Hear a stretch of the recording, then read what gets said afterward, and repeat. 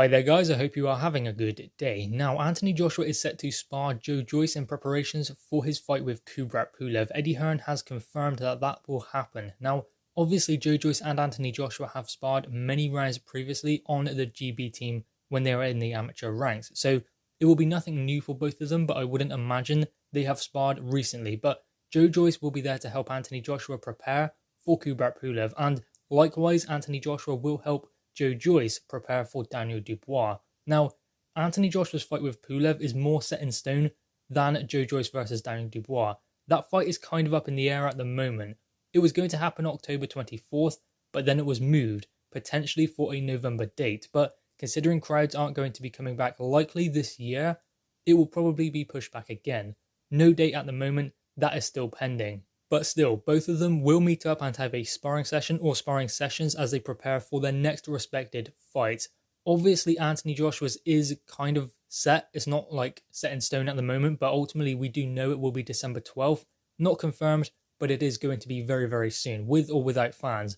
Joyce a little bit different with Daniel Dubois. So obviously this will give Joyce some good sparring in preparation for that fight. It just depends when he actually fights Daniel Dubois, but still quality sparring nonetheless against unified heavyweight world champion Anthony Joshua. He's not going to get better sparring for Daniel Dubois anywhere else, so great for both parties. Now, Eddie Hearn has said that the research will be in place to identify sparring partners who have the right style to prepare Anthony Joshua for Kubrat Pulev, and Joyce fits within that category. He also said that sparring for Andy Ruiz was extremely difficult, but the second time around they did get it spot on. It was Timothy Motton who came in as a chief sparring partner for Anthony Joshua. He even saw it as such a big opportunity, did Timothy Motton, that he left his carpet business or something like that to join Anthony Joshua in a training camp and help him get ready for Andy Ruiz Jr. So, big gamble, but I think it paid off. I hope it did anyway, because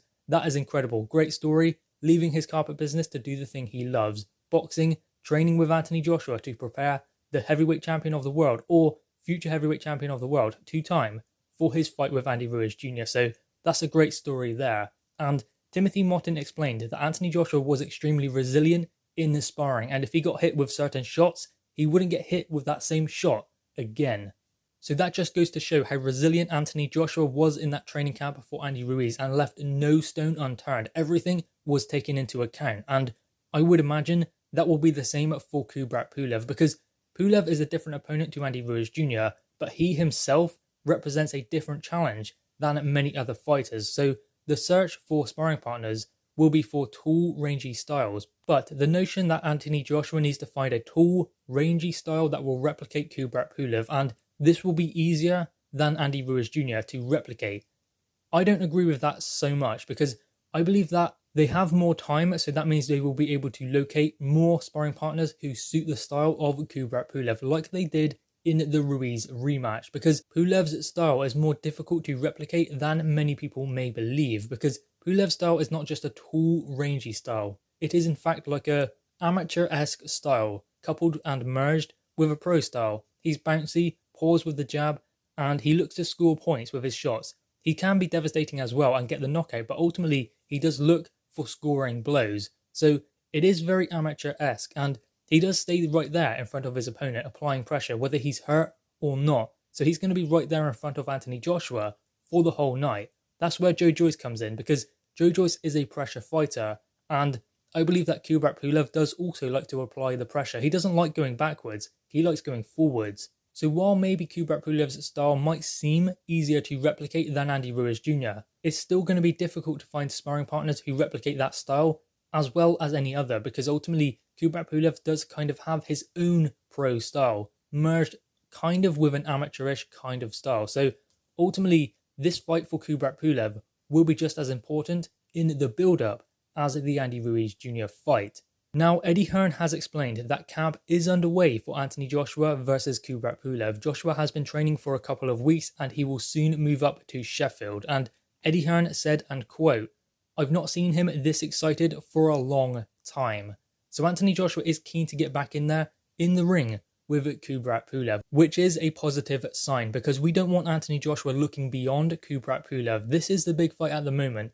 Undisputed, all of that, Alexander Usyk, those fights don't exist at the moment. The important fight is Kubrat Pulev. Anthony Joshua's IBF mandatory. He's a mandatory for a reason. He's there to come and take Anthony Joshua's world titles away from him, and the idea of undisputed as well. So at the moment, Anthony Joshua needs to focus on Kubrat Pulev, and it seems like he is, because Kubrat Pulev has one opportunity to become heavyweight world champion. This could be his last chance. He's not going to let it slip through his fingers. So this fight for Anthony Joshua is more important than any other. This is the biggest fight of Anthony Joshua's career. I know it's not, but that's the way he must approach this. And Joe Joyce will be coming into training camp to help Anthony Joshua prepare for Pulev. So what are similar things between Kubrat Pulev and Joe Joyce? Well, Joe Joyce is a pressure fighter. He likes to come forward. He's called the Juggernaut after all. And as I said previously, Kubrat Pulev is more of a pressure fighter than maybe it would be believed, because he does like to press. Even in his fight with Vladimir Klitschko, after he had been down and hurt badly, he was still right there in front of him. He did not want to invite any pressure, because sometimes offense is the best defense. Look at Andy Ruiz Jr. When he got hurt by AJ, he didn't go back. He came forward. And that is the same kind of thing that Kubrat Pulev done against Vladimir Klitschko. He pressed him. So ultimately, Vladimir Klitschko has to think about what is coming back. Even though he has a wounded fighter in front of him, he still has to consider what punches could come his way, because Kubrat Pulev is very dexterous with his punches. So he was able to stay in there longer than maybe he could have if he had gone back. So that pressure, keeping his lead foot out there, getting into the head of his opponent. Yes, you've hurt me, but you won't push me back. You will not have your own way and land punches at will. I'm going to be right here waiting to dish out my own punishment. So Pulev is kind of dangerous when he is hurt, because he can still fight. He still knows what he is doing, and that is to keep the pressure on, as opposed to allowing the pressure to come to him. And I think we can all agree that Joe Joyce does the same kind of thing. He likes to be right there in the face of his opponent, whether he's taking shots or not. He likes to have it and get on the inside, trade with his opponent. Now, Kubrat Pulev is not an inside fighter. He fights at range, but it's a certain kind of distance, like a mid-range to long-range. Long-range boxer, power shots, but he can also fight at that mid-range, getting his feet close to his opponent and trading. But not just trading, catching shots as well, and weaving around shots to land his own counters. He doesn't have great head movement, but then Joe Joyce doesn't either. They both, though, have good lateral movement. And both are not considered lightning fast fighters, but they still land punches. I mean, many people say that Joe Joyce throws punches by carrier pigeon. He's very, very slow, but he still lands punches. No one has been elusive enough to avoid what Joe Joyce throws at them. Not even Bryant Jennings, who was probably the best fighter he has faced, could not avoid punches from Joe Joyce. That is about positioning and timing. Joe Joyce's positioning, brilliant. Timing, brilliant. Same as Kubrat Pulev. His positioning is impeccable. Also, his timing is brilliant. So you don't need to be fast. If you are positioned correctly and have good timing, that will beat speed.